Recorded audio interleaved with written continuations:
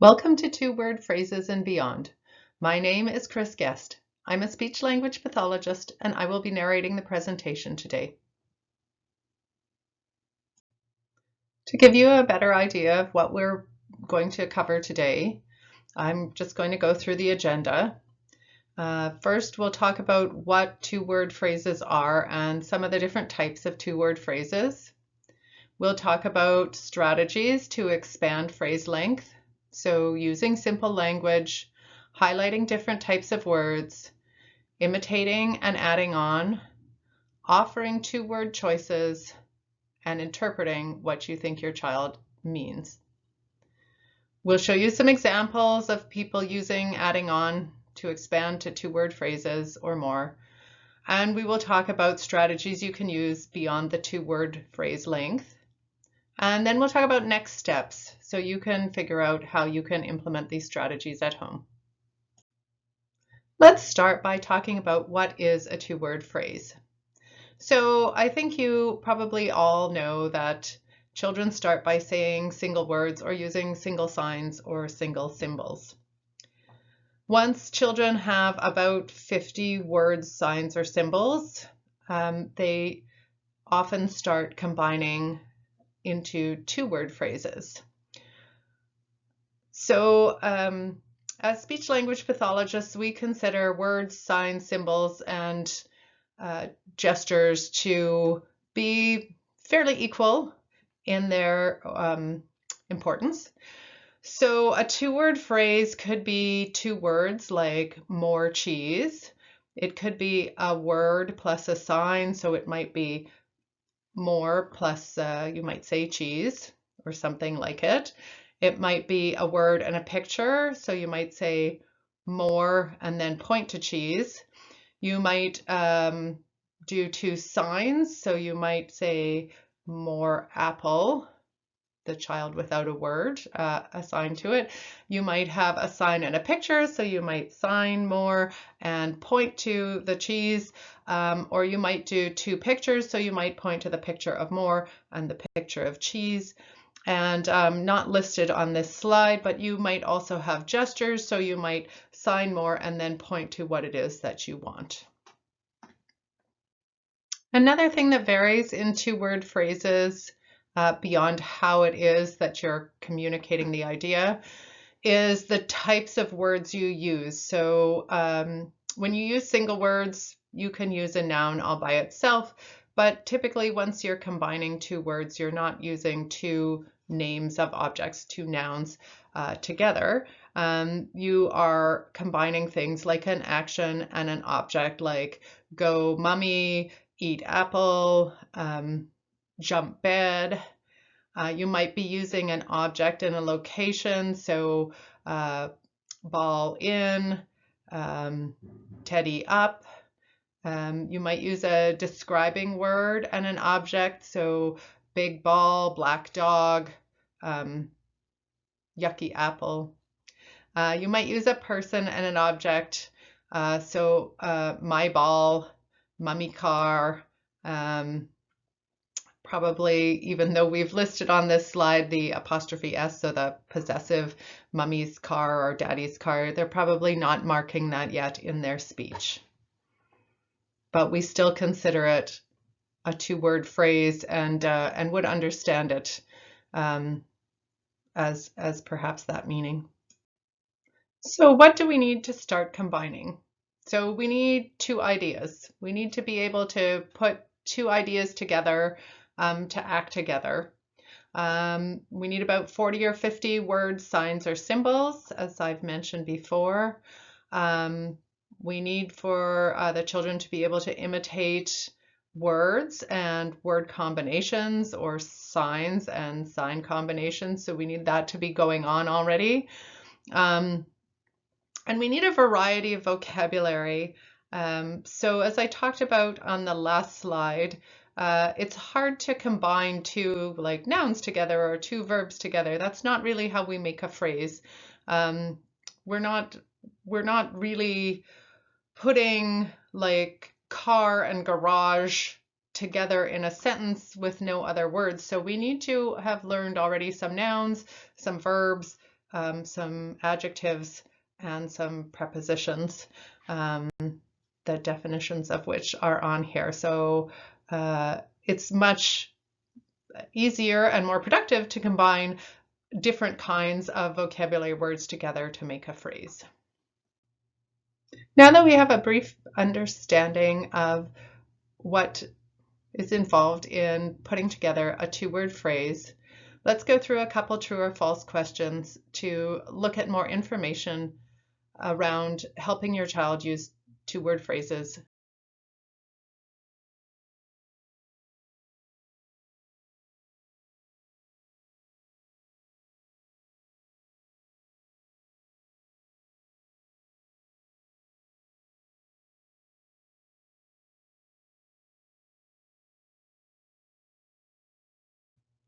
Here's our first true or false question.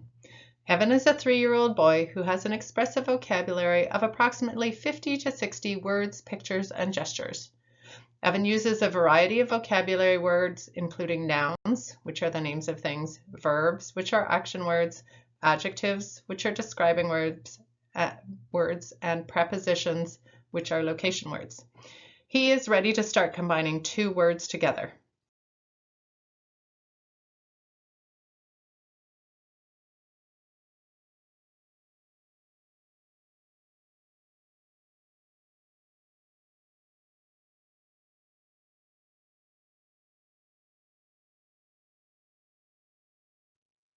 And the answer is true.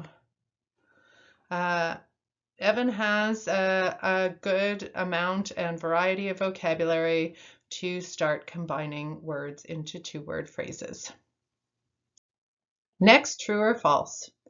Evan's mother noticed that he walked over to the fridge last week, called out Mom, and pointed at the picture of the cheese on his choice board. True or false? Evan is using a combination of words, signs, or symbols to communicate two separate ideas.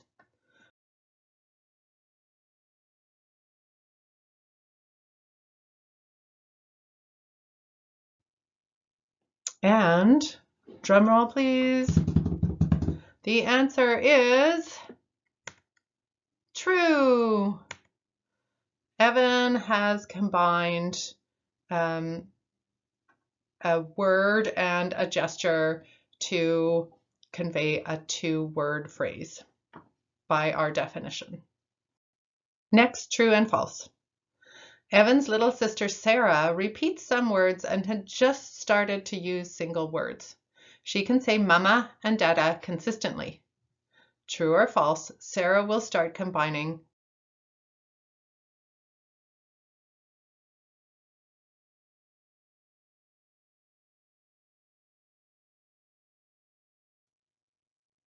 Okay, thank you for putting your responses in.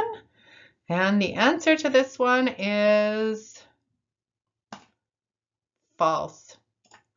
Sarah is not ready to start combining two words. She has just started to use single words and has only about 2 words.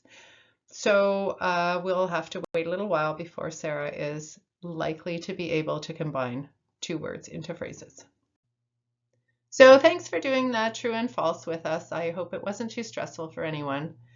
We're going to talk about our first strategy now, which is using simple language. So if you've gone to any of our other presentations in the past, you know that when we're teaching single words as well, we also suggest to use simple language.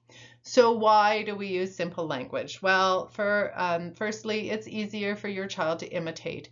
So we expect that the first things that your child says will be imitations of something that they have heard. So we want to make it easy.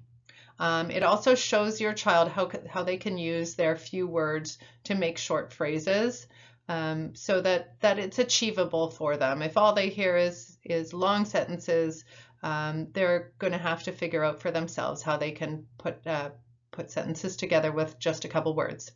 As a bonus, it's also easier for your child to understand what you're saying if you just use a few words at a time. It makes it more obvious what it is you're talking about. So that's the why and how. is to break up longer sentences into shorter phrases. For example, instead of saying, "Daddy's leaving now, say bye-bye," you could say, "Daddy's leaving, bye-bye, Daddy." So that gives your child basically two-word phrases that they might be able to imitate or use in the future. It's pretty obvious what you're saying, and will be easy to kind of pin to the activity. We try to be careful not to oversimplify. We still want good grammar, so you're better off to do a three-word phrase that has grammar than trying to stick right to two words. If we're gonna say like Daddy's in the car, you might shorten it to Daddy in the car, Daddy in car, but it's probably better to say that than Daddy car, just so your child can hear a proper model. Our second strategy is to highlight different types of words. So this gets back to our discussion about nouns and verbs and adjectives and prepositions. So the why of this strategy is that children need a variety of word types to start combining. It's hard to combine two labels together, as I've mentioned before. And verbs are very important for building sentences and for developing early grammatical skills. So how do we highlight different types of words? Well, you can highlight words in a variety of ways. One is to say things a little bit slower or a little bit louder. And both of these ways will draw out the word for your child to notice. So think about emphasizing actions, locations, and describing words when you speak, because in our society, we tend to emphasize nouns above these other word types. The third strategy is to imitate what your child has said and add. So why would we use this strategy? Well, it helps you share in your child's interests, and children are most likely to learn about things that they're interested in. And when you add, you're introducing new words into your child's vocabulary, and you're showing them how to put two words together. So how do we do it? So you do it by repeating what your child has said and adding a word or two. You want to think about adding actions, locations, and describing words, in particular because, as I said before, in our culture in North America, we tend to use object labels more than other types of words. So let's say your child had said mummy, and you think what they want you to do is come over. And so you might repeat back, "Come, mummy," and then you come over. We'll do one more of these. So let's say your child is drinking water and they say water, and you think they want more water. So you say more water, and then you follow through on their message. We'll take a moment now to watch an example of a parent imitating what her child has said and adding on to it. Light. Bright light? Is that a bright light? Bright light. Bright light. Bay. Watermelon. Yeah.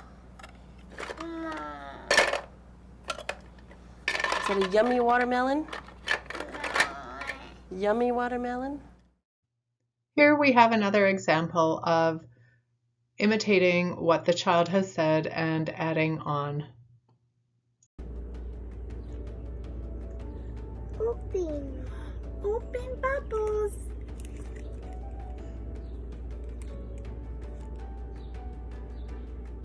Uh-oh. And on to our next strategy, offering two-word choices. So why would we offer two-word choices? Well, it gives your child a model of how to respond with two words, and it ensures that you are using simple language. So how do we do this? Well, we offer choices naturally throughout the day during regular routines like getting dressed, having snack, eating meals. We use 2 words for both options. Do you want to eat cupcake or eat apple? Do you want red mittens or blue mittens? Giving choices with 2 words is easiest if we can keep one of the 2 words consistent.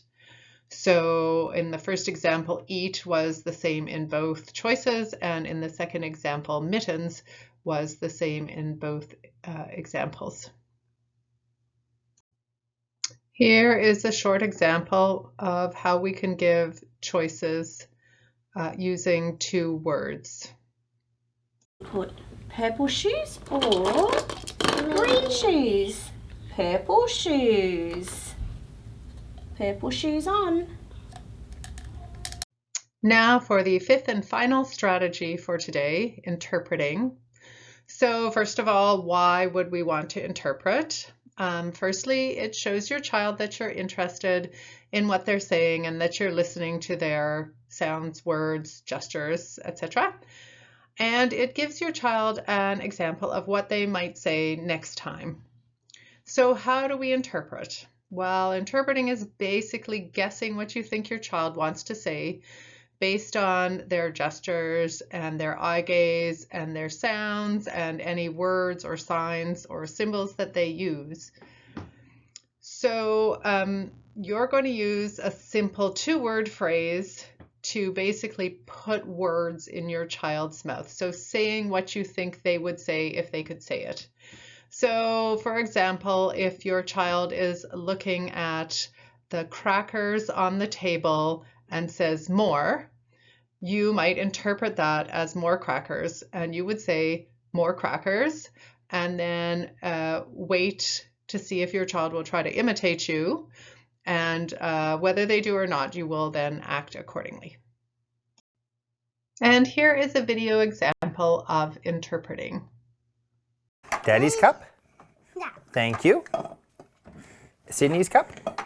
Thank you. You pouring the tea in the cup? So looking a bit into the future, we can talk about what do we do beyond 2-word phrases. So what else can you add as your child has mastered the 2-word phrase and we're looking to continue to support their language learning? So after you've gotten to the 2-word phrase level and your child has mastered that, what else can you add as your child's language continues to grow? So there are lots of things that you can add. Some of them seem very tiny and some of them seem bigger, but they'll all help your child continue to grow their language. So you can add new or better grammar. So if your child uses incorrect grammar or misses words, you can add those in. So we goed store, you could say, oh yes, we went to the store. So you've added all the little words and the past tense marker. You can add new and better sounds. So sometimes speech sounds aren't clear, and by modeling those or adding those in, you can help your child add things. So let's say they say tinkle tinkle little ta, you can say, oh yes, twinkle twinkle little star. So they hear the right way, and it allows them a better chance of saying it correctly the next time. You can add new ideas. So if you see clouds in the sky, you can say, oh, rain comes from clouds. You can add new vocabulary, like if you're at the zoo and you see the elephants, you can say, oh, they're enormous. So adding new, fancier vocabulary that's not, beyond big. It's a fancier vocabulary word. You can use more words to make longer phrases. So we're at the zoo, your child says, you might say, we're looking at animals at the zoo. So you have a more complex sentence and a longer one. All of these things are to give your child kind of the next target for them to improve their language to. So it's time to get everybody a little bit involved again, to wake yourselves up. So once again, this quiz isn't to be right or wrong. It's just to reinforce some of the things we've talked about. So if you can put your answer in the chat, that would be great. So the first multiple choice question, if your child says, I thought I saw a putty tat, using your strategies, you might A, add by replying with, I thought I saw a pussycat too. This will let your child hear the correct way to say the sounds and gradually help them say it correctly too. B, reply, I did saw a putty tat, because you also saw the cat. Or C, say, that's not how you say it. And the answer to the first multiple choice question is A. Add by replying with, I thought I saw a pussycat too. This will let your child hear the correct way to say the sounds and gradually help them say it correctly also. Multiple choice question number 2. You are reading an unfamiliar book with your child who communicates frequently using words, signs, and symbols. You can add by A, predicting what will happen on the next page. For example, I think he will play with the ball. Let's see. B, making up a totally different story than goes with the story in the book. Or C, getting your child to tell you the story without you telling them first. And the answer to that is A, predicting what will happen on the next page. For example, I think he will play with the ball. Let's see. This adds a new idea for your child. And our final multiple choice question. Your child, who is putting 2 words together, says Anna TV. You can add by A, saying Anna is going to watch her favorite show on TV. B, saying Anna is watching TV. C, asking, who is Anna? Even though you know she's your daughter.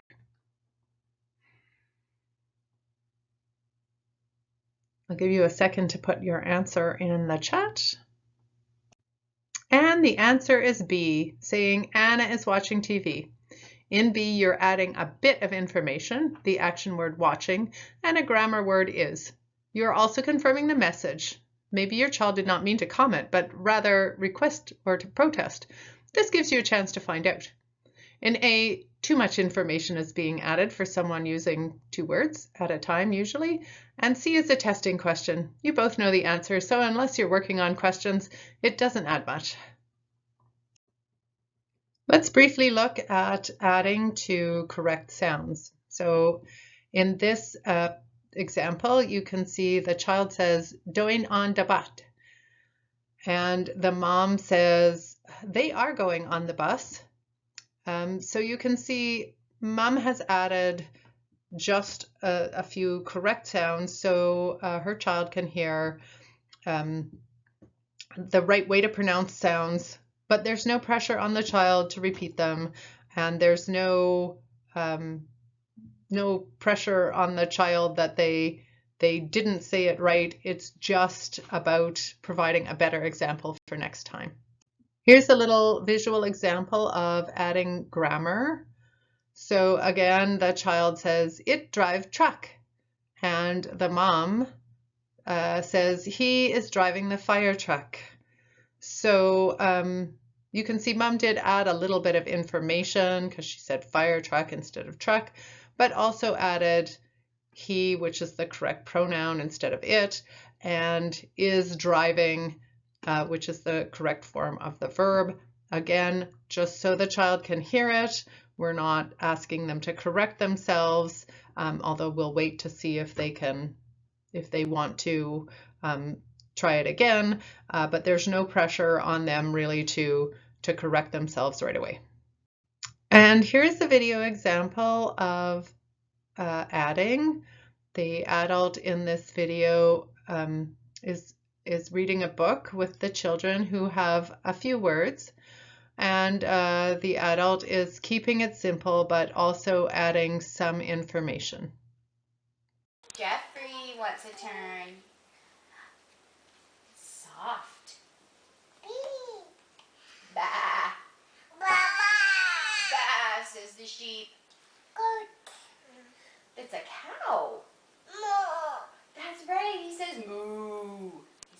soft cow. Soft. New page. Chicken. That's right, Catherine. Chicken. Look. And here's another example of adding more words and new ideas.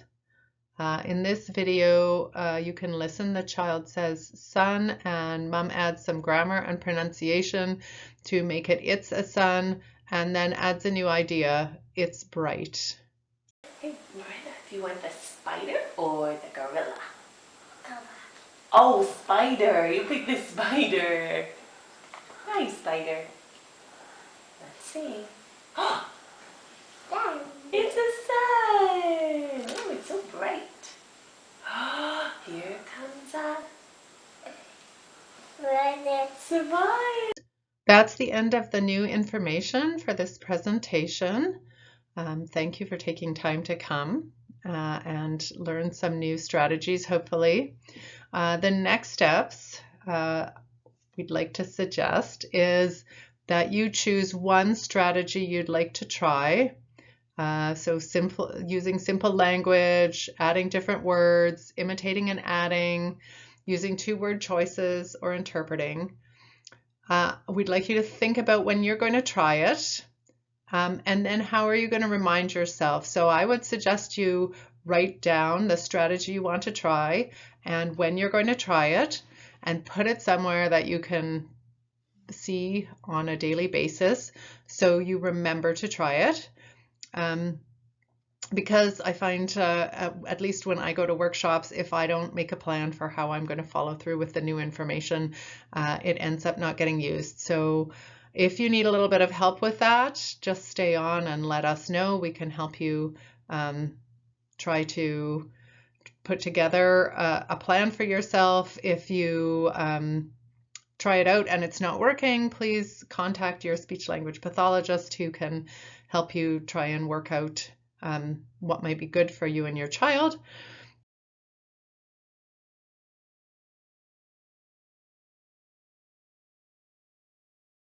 Here is a list of the references that we used when we were putting together this presentation for today. So that is the end of the presentation. I believe you all have a copy of this. If you have questions, as I say, you can put that in the chat or stay on. And thank you for taking time today to join us to work towards helping improve all of your children's speech and language skills.